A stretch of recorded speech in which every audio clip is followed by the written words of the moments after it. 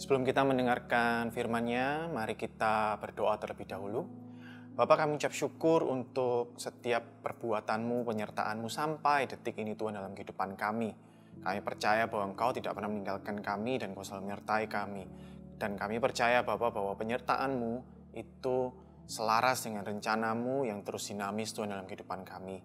Karena itu, biarlah Engkau terus berbicara Tuhan untuk memberikan kami kemampuan untuk mengerti dan mengenal rencana-Mu secara utuh dalam kehidupan kami, sehingga kami benar-benar boleh menjadi penyembah-penyembah-Mu, benar-benar boleh menjadi orang yang melaksanakan kehendak-Mu di zaman generasi kami ini Tuhan. Di tengah semua kesulitan, hambatan, kondisi kami masing-masing yang ada Tuhan, kami tetap percaya, karena kami tidak mengerjakan semuanya karena kekuatan kami, tapi kami mengerjakannya sesuai dengan kehendak-Mu Tuhan dan sesuai dengan tuntunan kekuatan-Mu. Terima kasih, kami menyerahkan semua dalam tangan-Mu, dalam nama Tuhan Yesus. Kami mengucap syukur, haleluya, amin.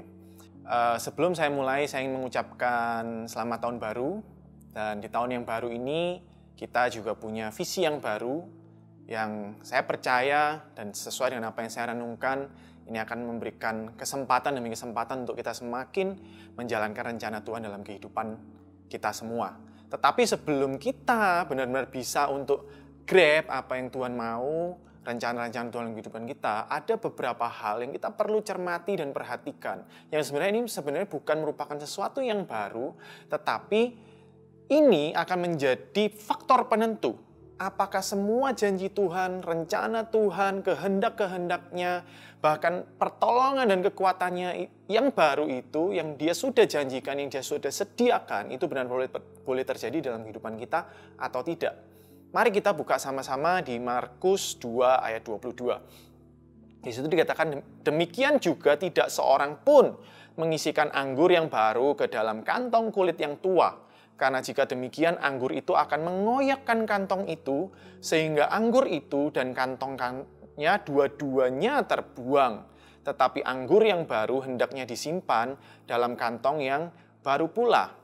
Saya mau cerita sedikit tentang background ayat ini. Ayat ini adalah salah satu perumpamaan sebenarnya yang Yesus ceritakan sebagai metafora untuk menjelaskan maksud Tuhan bahwa kalau kita mau mengikuti rencana Tuhan, bagaimana apa yang Yesus janjikan, apa yang sedang Yesus perjuangkan dan kerjakan di muka bumi, bagaimana rencana keselamatannya itu bisa tergenapi dalam kehidupan orang-orang pada zaman itu, maka orang-orang itu tidak bisa menggunakan cara adat istiadat dan yang paling penting adalah pola pikir yang lama, yaitu apa? Tentang hukum Taurat. Nah, apa sih masalahnya dari hukum Taurat?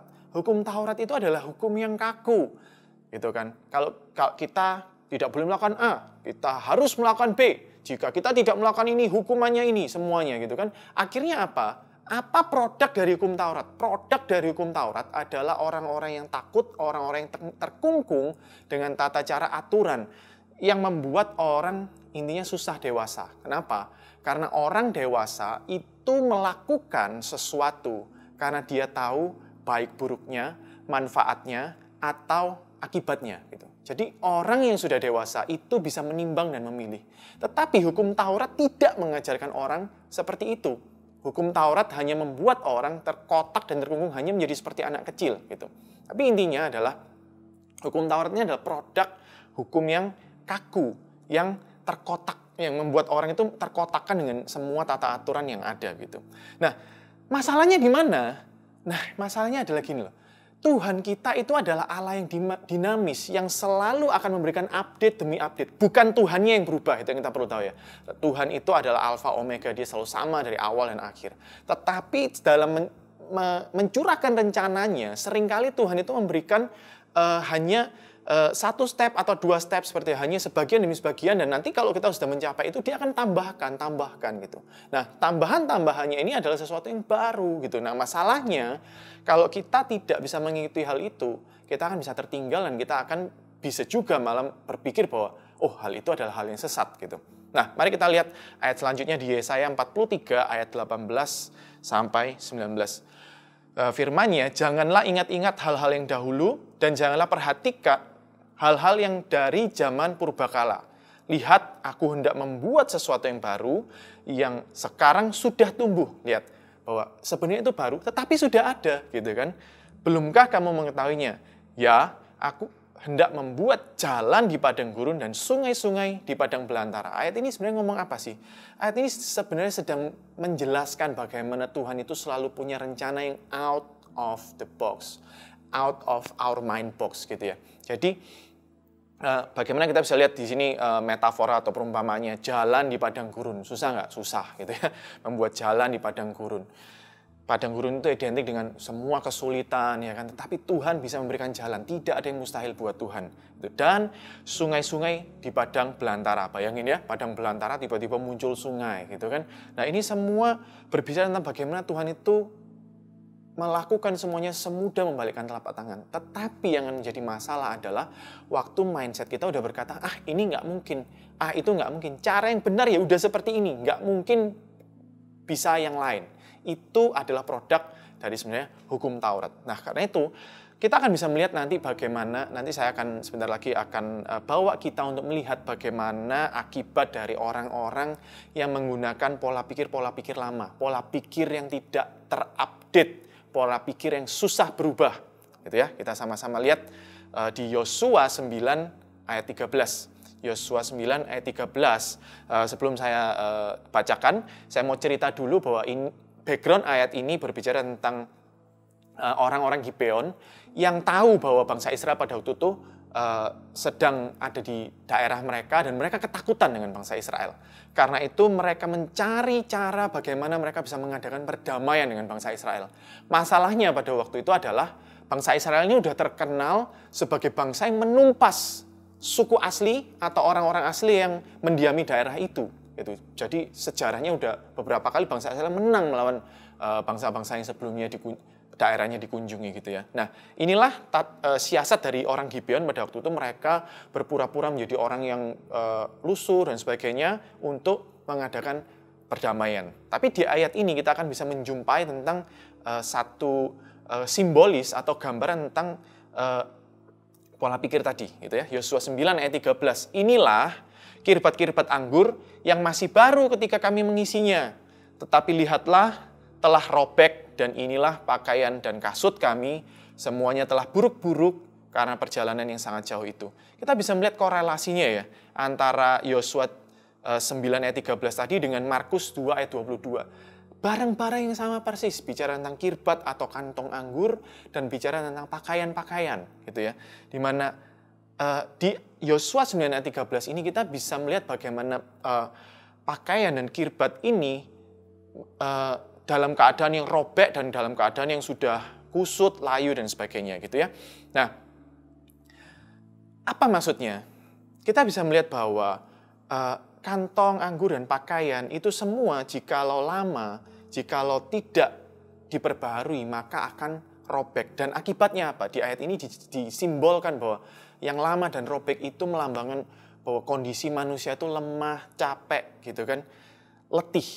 Satu hal yang kita perlu tahu, jikalau kita tidak mengupdate pola pikir kita, maka pola pikir kita itu akan punya chance atau secara otomatis bertabrakan dengan maksud dan rencana Tuhan dalam kehidupan kita. Gitu. Sama seperti perumpamaan jikalau kita ini adalah lembu yang muda gitu ya, yang mengirik atau yang digunakan untuk membajak sawah gitu kan. Biasanya lembu muda itu akan dipasangkan dengan lembu yang lebih tua, yang lebih dewasa, yang lebih punya kekuatan. Akibatnya di mana? Jikalau lembu ini nggak mengikuti arahan dari lembu yang tua, maka otomatis dia akan ketarik gitu dan dia akan merasakan sakit demi sakit gitu kan. Sama dalam kehidupan kita. Kalau kita ini nggak bisa fleksibel, nggak bisa mengikuti flow dari rencana Tuhan, pola pikir kita nggak bisa berubah, maka akan sangat mudah untuk kita itu merasakan lelah dan capek gitu dalam kehidupan kita. Nah, kita akan bisa melihat ya, bagaimana rumus Rasul Paulus itu melawan keletihan gitu. Seperti kita tahu ya, Rasul Paulus tetap manusia begitu ya, yang bisa letih, capek dan sebagainya. Tapi dia menemukan satu formula yang ajaib, yang andal gitu ya, yang membuat dia tidak pernah capek. 2 Korintus 4 ayat 1 berkata bahwa oleh kemurahan Allah kami telah menerima pelayanan ini. Karena itu kami tidak tawar hati oleh kemurahan Allah. Karena itu kami tidak tawar hati. Tawar hati itu sebenarnya sama seperti apatis gitu ya.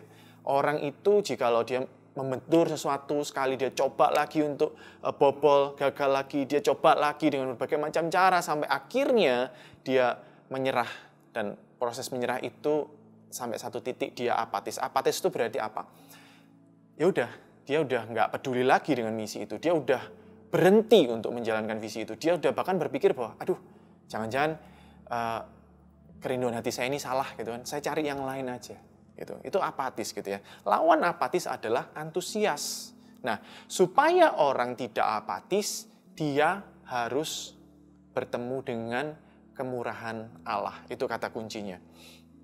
Dia harus berjumpa secara pribadi dengan Tuhan, dan dia akan merasakan bahwa Tuhan itu adalah pribadi yang peduli, pribadi yang selalu menolong, dan pribadi yang selalu rindu untuk ikut campur dalam berbagai macam hal yang kita lakukan. Nah, pada waktu orang menyadari itu, baru dia akan memiliki semangat yang baru yang dibangkitkan dan seterusnya. Nah, kita akan bisa melihat ya bagaimana tokoh-tokoh di Alkitab semua sebenarnya akan mengalami proses-proses seperti ini. Perjumpaan orang dengan Tuhan di Alkitab biasanya dibalut dalam nuansa rencana Tuhan terlebih dahulu. Kita bisa melihat bagaimana Abraham, Gideon, Yesaya, Maria, Paulus, semuanya ditemui Tuhan. Tetapi pada waktu Tuhan temui itu selalu membawa satu rencana baru. Sesuatu yang bahkan sebelumnya tidak pernah dipikirkan. Tuhan itu kita perlu tahu bahwa seringkali menemui kita dalam keadaan Dia ingin memberikan sesuatu yang baru dalam kehidupan kita. Masalahnya kalau kita nggak siap, maka kita nggak akan pernah bisa ikut dalam rencana itu. Gitu. Nah, sebelum orang siap, ada satu hal yang selalu terjadi, yaitu ada proses. Kita bisa melihat bagaimana Abraham itu dites dengan Ishak, gitu kan. Gideon pertama kali dia lagi sembunyi, tapi dia dikatakan, hai kamu pahlawan, gitu kan. Dan dia dicelikkan matanya bagaimana dia berpikir, oh saya bisa menang dengan 30.000 orang, tetapi Tuhan dengan proses filteringnya hanya membutuhkan 300 orang. Itu sesuatu yang luar biasa juga, out of our mind gitu ya. Yusuf harus melalui proses jadi budak dan dipenjara gitu ya. Kita tahu ceritanya gitu, bagaimana Yusuf harus melalui proses jadi budak dan dipenjara. Yesaya dimurnikan dulu, ya kan, disebut najis bibir dan semuanya. Paulus juga terjadi pertobatan, bagaimana dia dari orang yang dulunya mengejar-ngejar dan membunuh orang-orang percaya, tetapi kemudian dia berubah jadi orang yang justru memperjuangkan Kristus melalui proses yang luar biasa juga, gitu ya. Nah, semuanya itu terjadi, ada satu ciri khas yang kesamaan, yaitu apa? Ada perubahan, ada pertobatan, gitu. Dimana kita tahu bahwa perubahan dan pertobatan itu adalah berbicara tentang pola pikir. Makanya Roma 12 ayat 1 dan 2 berkata bahwa kita itu perlu menghidupi yang namanya perubahan pola pikir gitu ya. Janganlah kamu menjadi serupa dengan dunia ini, tetapi berubahlah oleh pembaruan budimu, sehingga kamu dapat membedakan mana kehendak Allah. Kalau kita tidak berubah budi kita, pola pikir kita nggak akan pernah bisa tahu maksud Tuhan apa. Dan hasilnya tadi, waktu kita tidak tahu kehendak Tuhan apa, kita akan berputar-putar di padang gurun dan kita akan merasakan rasa letih itu, gitu kan. Nah, kita bisa melihat bahwa sebenarnya perubahan budi itu adalah persembahan, itu adalah ibadah sebenarnya, gitu kan. Nah, nanti saya akan bahas lebih lanjut tentang hal itu, bagaimana tentang penyembahan dan sebagainya, tapi kita akan bisa melihat ya, yang berubah itu apa sih? Kita itu harus berubah seperti apa? Nah, mari kita baca di Efesus 4 ayat 22 sampai 24. Cukup banyak ayat ya hari ini, tapi saya percaya bahwa semua ayat ini akan menguatkan apa yang saya katakan gitu ya.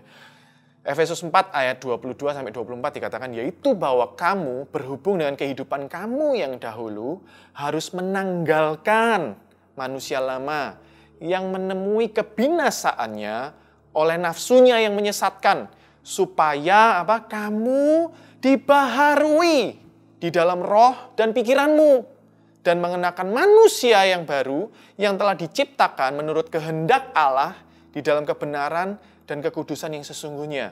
Kita bisa lihat ya, terminologi yang dipakai itu terminologi yang sederhana, terminologi tentang pakaian sekali lagi. Makanya masih nyambung dengan ayat tadi ya semuanya. Kalau pakaian itu berbicara tentang pola pikir, maka sama.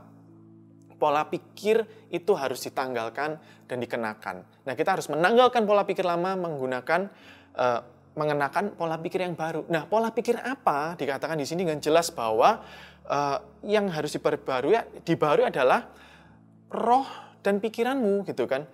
Artinya apa? Dulunya kita itu adalah orang-orang yang hidup menurut kebiasaan lama kita, di mana kita itu diperhamba oleh dosa dan secara spesifik adalah hawa nafsu kita. Gitu kan. Orang-orang yang masih tinggal di dalam dosa adalah orang-orang yang diperbudak oleh hawa nafsunya. Tetapi salah satu kunci utama kenapa Yesus itu harus mati buat kita bukan hanya untuk menjadi juru selamat, tetapi penebusannya itu memerdekakan kita sehingga pola pikir kita itu bisa berubah dari pola pikir dosa menjadi pola pikir manusia yang baru. Nah, kita sekarang kita perlu tahu dan camkan baik-baik bahwa kita ini adalah manusia yang baru dalam kehidupan kita. Oke, dulu kita punya kehidupan yang lama. Makanya tadi di Yesaya juga dikatakan, jangan lagi mengingat-ingat hidup kita yang lama, di mana kita hidup di zaman purbakala, gitu kan. Kita nggak bisa lagi pakai cara itu, gitu. Nah, contohnya seperti ini ya. Kenapa kok saya bilang bahwa pakaian ini bicara tentang identitas dan pola pikir. Jikalau kita ini menggunakan pakaian seragam TK atau SD dan kita mengompol seperti itu, orang akan maklum, gitu ya. Oh, dia masih TK dan SD. Tapi bayangin kalau kita mengenakan seragam SMA gitu kan dan kita mengompol, apa yang terjadi? Semua orang akan mencibir, kita akan jadi bahan olokan dan ejekan dan semuanya. Karena apa? Aneh gitu loh. Yang aneh apa sih? Apakah seragamnya yang aneh? Bukan. Yang aneh itu adalah seharusnya kalau kita udah SMA, kita mengerti gitu loh. Pikiran kita bisa menilai gitu. Pikiran kita bisa berbeda dengan pikiran anak SD dan TK gitu kan. Nah, sekali lagi pakaian itu bicara tentang pola pikir gitu loh. Nah, pola pikir yang lama akan membuat kita sekali lagi tidak bisa mencapai kehendak Tuhan dalam kehidupan kita. Kenapa? Nanti saya akan sebutkan bentar lagi. Tapi yang kita perlu tahu adalah sekali lagi, apa akibat dari hawa nafsu? Yakobus 1 ayat 14 dikatakan bahwa tiap orang dicobai oleh keinginannya sendiri ya.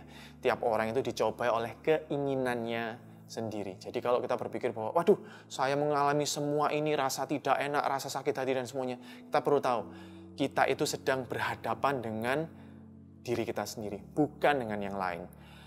Kondisi orang lain itu hanyalah trigger, itu hanyalah suatu keadaan yang dipakai untuk menstimulasi bagaimana kita bisa berproses dengan diri kita sendiri itu tadi. Gitu ya. Nah, apa hasil dari perubahan pola pikir ya? Pada waktu orang itu diproses pola pikirnya, maka dia akan bisa hasilnya apa? Produknya apa? Gitu. Nah, seperti kita tahu, seringkali kita itu diproses dengan cara yang tidak enak. Kita bisa diproses dengan tekanan-tekanan, dengan rasa kecewa gitu ya. Kita bisa diproses dari rasa sakit hati dari orang lain ataupun yang lain gitu ya. Tapi semuanya seringkali tidak enak. Artinya sebagai metafora itu seperti badai gitu. Nah, saya masih teringat dengan komik yang saya baca dulu waktu saya kecil ya, komik Jinmi, mungkin ada yang tahu. Di salah satu episodenya di situ dijelaskan tentang bagaimana Jinmi itu berlatih sebuah jurus gitu. Dan di situ dia diajak untuk melihat badai. Nah, di badai itu ada pohon besar, mungkin seperti pohon jati atau seperti apa gitu ya, yang tiba-tiba patah karena badainya begitu luar biasa kuat gitu. Tetapi anehnya ada pohon bambu gitu yang justru tidak terkena dampak. Jadi pohon bambu itu adalah pohon yang fleksibel gitu. Yang pada waktu badai itu menghantam kanan kiri, pohon bambu itu ikut mengikuti gitu karena dia memiliki tingkat fleksibilitas yang tinggi. Kita bisa melihat ya, orang yang kaku akan patah, tetapi orang yang fleksibel akan bisa bertahan dari badai. Gitu ya. Dan saya kasih satu perumpamaan lagi. Nah, ini perumpamaan dari yang Yesus katakan tentang bagaimana membedakan gandum dan ilalang. So simple. Gandum itu pada masa pertumbuhannya sampai satu titik, pada waktu dia sudah berisi, dia akan merunduk. Sama, pohon bambu tadi dia fleksibel dengan cara dia merundukkan. Bahkan pohon bambu itu bisa sampai menyentuh tanah gitu ya. Itu ada tanda gini, kalau kita mau survive dari badai dan proses dalam kehidupan kita, caranya cuma satu, kita mesti merunduk. Dan orang yang merunduk itu tanda kedewasaan, sama seperti gandum tadi. Orang itu bisa menjadi dewasa dan bertumbuh di dalam proses dalam kehidupannya kalau dia memutuskan merunduk. Kalau dia memutuskan merendahkan hatinya. Tetapi kalau dia memutuskan untuk saya tetap mau keras hati, satu titik dia akan patah. Dan pada saat dia patah, dia akan mengalami apatis tadi.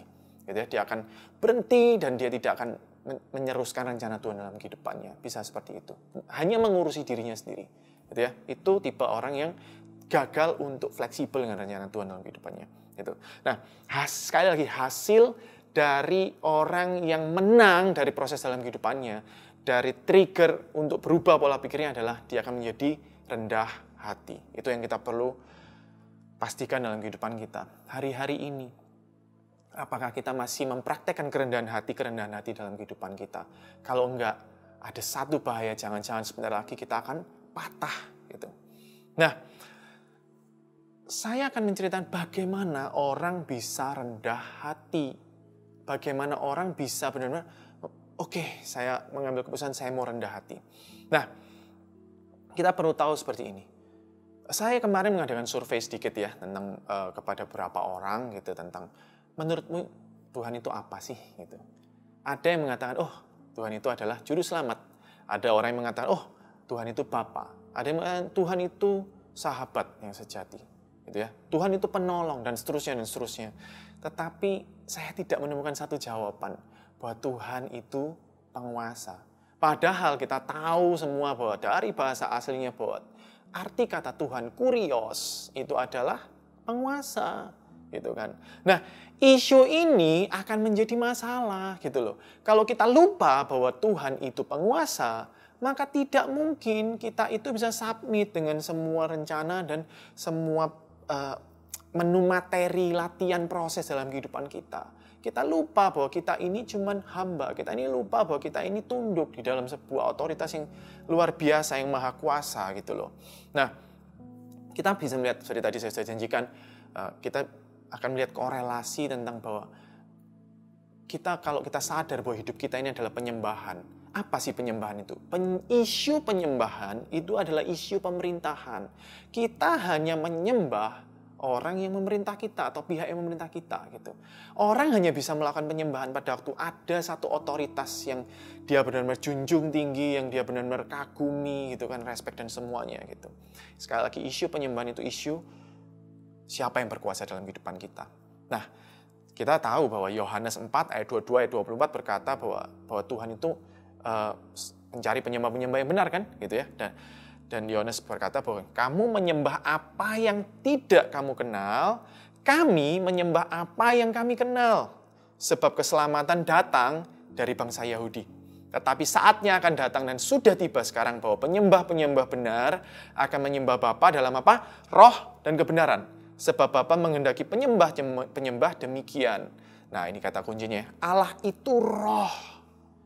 Allah itu roh. Dan barang siapa menyembah dia, kalau kita itu mau menyembah Tuhan ya, harus menyembahnya dalam roh dan kebenaran. Kita tidak mungkin menyembah di dimensi yang berbeda. Allah itu dimensinya roh dan kita hanya berkutat pada dimensi fisik daging. Itu nggak bisa. Makanya jika bahwa penyembahan itu juga berbicara tentang apa yang kita kenal. Karena gini loh, kita nggak mungkin bisa menyembah kalau kita nggak nangkep maksud dari siapa yang kita sembah, gitu ya. Sebagai contoh, misalkan pada waktu orang itu ngomong, gitu ya, dan ternyata sebenarnya dia butuh air, gitu kan. Tapi dia berpikir, mungkin dia butuh dikipasi, gitu ya, mungkin.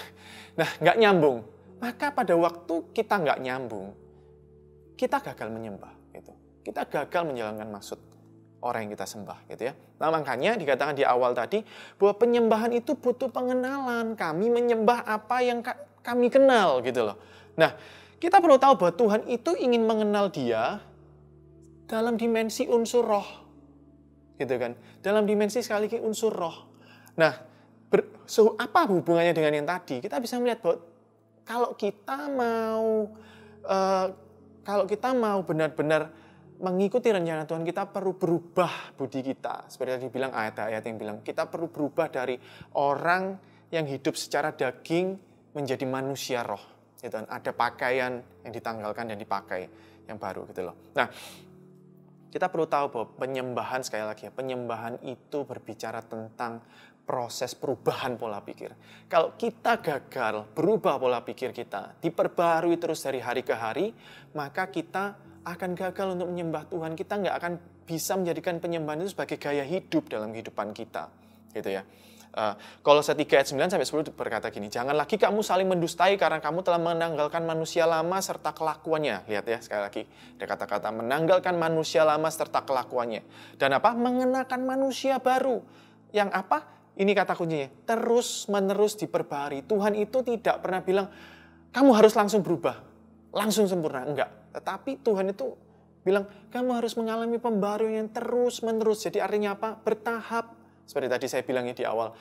Tuhan itu kalau ngasih ini, nanti pada waktu kita sudah sampai sini, dia akan kasih lagi tambahannya. Dia akan kasih lagi yang baru. Itu Tuhan. Gitu. Dan kalau kita gagal, akibatnya kita akan mengalami stagnasi gitu. Itu kan sekali lagi. Stagnasi, sekali lagi ya, itu adalah produk dari kegagalan kita untuk berubah pola pikir kita. Itu yang perlu kita tahu. Nah, bagaimana kita bisa menyembah? Gitu. Bagaimana kita bisa menyembah? Ini poin terakhir dari saya. 2 Korintus 5 ayat 17 berkata seperti ini. Jadi siapa yang ada di dalam Kristus, ia adalah ciptaan yang baru. Yang lama sudah berlalu, sesungguhnya yang baru sudah datang. Gitu. Siapa yang ada di dalam Kristus, ia adalah ciptaan baru. Ciptaan baru. Jadi kita ini bukan ciptaan lama yang kemudian produk yang udah gagal terus kemudian direparasi. Bukan. Kristus itu mengadakan pembaruan total. Itu ada sebuah restrukturisasi, perombakan 100%. Pada waktu kita menerima Yesus sebagai Tuhan, satu hal yang kita perlu tahu, bahwa ada perombakan 100%. Makanya seringkali dikatakan ada perubahan haluan. Bahwa dulu kita ini hidup menurut kehendak kita, sekarang kita harusnya hidup menurut kehendak Tuhan. Nah, kita akan bisa melihat banyak sekali ayat yang mention tentang ini. Galatia 5 itu bicara secara spesifik juga tentang manusia roh gitu kan. Dan apa sih yang jadi masalah? Yang jadi poin pentingnya di sini adalah gaya hidup, pola pikir kita. Pola pikir menentukan gaya hidup kita. Bagaimana kita bisa benar-benar punya gaya hidup yang sesuai dengan kehendak Tuhan? Pola pikir kita harus diperbaharui dulu. Itu poin saya gitu ya. Karena itu mari saya ingin ngajak kepada kita semua. Mari kita sebelum kita ini expect, oh Tuhan punya sesuatu yang baru yang sudah Dia sediakan buat kita. Sebelum kita gembira dulu, kita perlu tahu kalau kita nggak berubah pola pikir kita, maka tidak akan ada yang berubah dalam kehidupan kita. Gaya hidup kita akan tetap sama, kesuksesan kita juga, kita akan muter-muter di daerah dan area-area yang sama, itu aja kalau pola pikir kita nggak berubah gitu kan. Sekali lagi, Tuhan itu meskipun Dia roh, Dia juga nggak kepingin kok kita itu ngeroh-ngeroh banget gitu. Kenapa? Karena saya yakin misinya di muka bumi ini adalah misi yang secara spesifik memang untuk dunia. Kesuksesan kita itu bisa diukur dengan apa yang kita lakukan di dunia ini, perbuatan dan karya kita di dunia ini. Tetapi kita perlu tahu bahwa semuanya misinya itu adalah secara roh gitu. Standarnya semua adalah rohani. Artinya apa? Tuhan itu ingin menarik kita untuk kita ini menjadi manusia roh. Gitu loh. Nah, makanya yang jadi faktor utama adalah pikiran kita. Pikiran kita ini rohani atau masih daging, itu yang lebih kuat gitu kan. Selama kita nggak bisa berubah, shifting dari pola pikir yang rohani, maka kita akan kesulitan untuk mengerti kehendak Tuhan dalam kehidupan kita. Dan kalau kita kesulitan untuk mengerti kehendak Tuhan, kita akan sulit untuk mendapatkan, untuk bertemu dengan semua janji Tuhan tentang sesuatu yang baru, itu kekuatan yang baru, sukacita yang baru, damai sejahtera yang baru gitu kan, semangat yang baru, berkat, tuntunan, pertolongan, semuanya itu hanya bisa kita dapatkan kalau kita mengerti rencana yang baru, mengerti kehendaknya yang terus baru dalam kehidupan kita. Mari kita renungkan sama-sama. Apa yang menjadi faktor utama atau apa yang mendrive pikiran kita? Apa yang mengendalikan pikiran kita? Apakah kedagingan kita? atau roh kita? Itu yang perlu kita renungkan. Dan kalau kita ternyata menemukan bahwa kita masih didrive oleh kedagingan kita, mari saya ajak sama-sama, yuk kita bertobat. Sekali lagi, Tuhan itu sudah mati untuk memperbaharui, mereparasi pikiran kita. Gitu ya. Dia sudah selesai melakukan itu semua. Tinggal tergantung dari keputusan kita. Apakah kita mau untuk mengikuti dan mengambil apa yang Tuhan sediakan, atau kita tetap kekeh, kita masih tetap keras kepala dan tegar tengkuk seperti bangsa Israel ya. Atau kita mau, oke Tuhan, saya nyerah, saya tahu saya nggak mampu, dan kalau saya teruskan seperti ini saya akan hancur, dan saya mau ikut Engkau. Pilihan di tangan kita. Mari kita berdoa. Bapa, kami tahu mungkin ini firman yang keras, tapi kami bersyukur Tuhan. Karena kami tahu bahwa firman ini yang akan menentukan bagaimana kami di tahun ini Tuhan bisa benar-benar menggapai semua yang telah Engkau sediakan, segala sesuatu yang baru itu atau tidak. Gitu. Kami percaya Tuhan bahwa Engkau merindukan untuk kami melakukan apa yang benar. Yaitu untuk kami boleh terus berlatih sedemikian sehingga kami boleh hidup sesuai dengan roh. Kami menggunakan kehidupan manusia roh kami Tuhan lebih utama daripada yang lain. Karena itu kami berdoa, berikan kami kekuatan, berikan kami pertolongan, berikan kami pewahyuan demi pewahyuan, tuntunan untuk kami benar-benar boleh berlatih sedemikian rupa dan kami boleh menang Tuhan. Kami tahu kami nggak akan mampu melakukan ini dengan kekuatan kami sendiri. Kami butuh Engkau. Karena itu kami percaya juga Tuhan, karena ini rencanamu, kami percaya bahwa Engkau akan menjawab doa kami ini. Terima kasih Tuhan. Kami akan menatap tahun ini dengan penuh sukacita, dengan penuh kegembiraan, karena kami percaya bahwa di tahun ini Tuhan kami akan mengalami perjumpaan demi perjumpaan yang luar biasa. Terima kasih. Kami menyerahkan kehidupan kami dalam tangan-Mu. Hanya dalam nama Tuhan Yesus kami mengucap syukur. Haleluya. Amin.